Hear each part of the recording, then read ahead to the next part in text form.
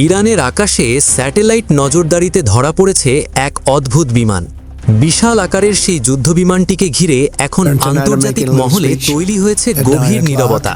আশ্চর্যের বিষয় হলো শক্তিধর দেশগুলো কেউই এই ঘটনা নিয়ে প্রকাশ্যে খুব একটা কথা বলছে না, যেন সবাই বিষয়টি দেখেও না দেখার ভান করছে। সামরিক বিশ্লেষকদের মতে এর পেছনে রয়েছে এমন এক শক্তিশালী দেশের উপস্থিতি যার সাথে সরাসরি সংঘাতে জড়াতে বিশ্বের অনেক দেশই এখনও সতর্ক। ধারণা করা হচ্ছে ইরানের আকাশে যে বোমারু বিমানটি দেখা গেছে সেটি চীনের তৈরি জিয়ান H-6K।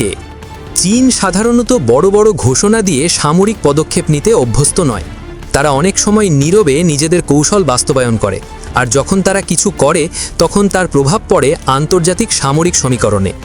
বিশ্লেষকদের দাবি চীন ধীরে ধীরে ইরানের সঙ্গে তাদের সামরিক সহযোগিতা বাড়াচ্ছে। সেই কারণেই চীনের দূরপাল্লার বোমারু বিমান H-6K ইরানের আকাশে টহল দিতে দেখা গেছে বলে অনেকের ধারণা। এই বিমানটি কোনো সাধারণ যুদ্ধবিমান নয়, এটি চীনের অন্যতম শক্তিশালী স্ট্র্যাটেজিক বোমারু প্ল্যাটফর্ম। দীর্ঘ সময়ের গবেষণা ও উন্নয়নের মাধ্যমে তৈরি এই বিমানটির দৈর্ঘ্য প্রায় 110 ফুটের কাছাকাছি এবং এটি কয়েক টন মিসাইল ও গাইডেড অস্ত্র বহন করতে সক্ষম। সবচেয়ে গুরুত্বপূর্ণ বিষয় হলো এই ধরনের বোমারু বিমানকে শত্রু দেশের আকাশে ঢুকতেই হয় না। নিরাপদ দূরত্বে থেকেই এটি দূরপাল্লার ক্রুজ মিসাইল ছুড়তে পারে। সেই মিসাইল শত শত কিলোমিটার দূরের লক্ষ্যবস্তুতে আঘাত হানতে সক্ষম। এ কারণে এই বিমানকে অনেক সময় আকাশের ভেতর এক ধরনের চলমান কৌশলগত অস্ত্রভাণ্ডার হিসেবেও বিবেচনা করা হয়।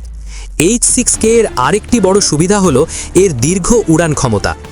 একবার পূর্ণ জ্বালানি নিয়ে এটি হাজার হাজার কিলোমিটার পর্যন্ত উঠতে পারে। এতে আধুনিক রাডার, নজরদারি সেন্সর এবং স্যাটেলাইট যোগাযোগ ব্যবস্থা যুক্ত রয়েছে।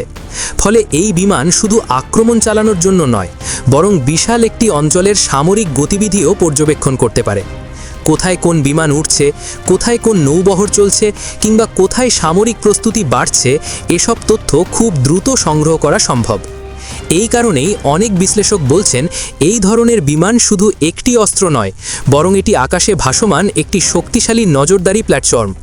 এখন প্রশ্ন উঠছে, যদি সত্যিই এমন বিমান ইরানের আকাশে উড়ে থাকে তাহলে কেউ এটাকে বাধা দিচ্ছে না কেন? এর কারণ হতে পারে কূটনৈতিক ভারসাম্য। কারণ কোনো দেশ যদি সরাসরি এমন বিমানের বিরুদ্ধে পদক্ষেপ নেয় তাহলে সেটি চীনের সঙ্গে উত্তেজনা বাড়াতে পারে, আর বর্তমান বৈশ্বিক পরিস্থিতিতে অনেক দেশই সেই ঝুঁকি নিতে চাইছে না। এদিকে আরেকটি নতুন আলোচনাও সামনে আসছে। কিছু গোয়েন্দা সূত্রের দাবি ইরান, চীন এবং উত্তর কোরিয়ার মধ্যে সামরিক সহযোগিতা নিয়ে গোপন আলোচনা হয়েছে। যদি সত্যিই এই তিন দেশের মধ্যে প্রযুক্তি ও সামরিক সহযোগিতা বাড়ে তাহলে সেটি আন্তর্জাতিক রাজনীতিতে একটি নতুন শক্তির সমীকরণ তৈরি করতে পারে।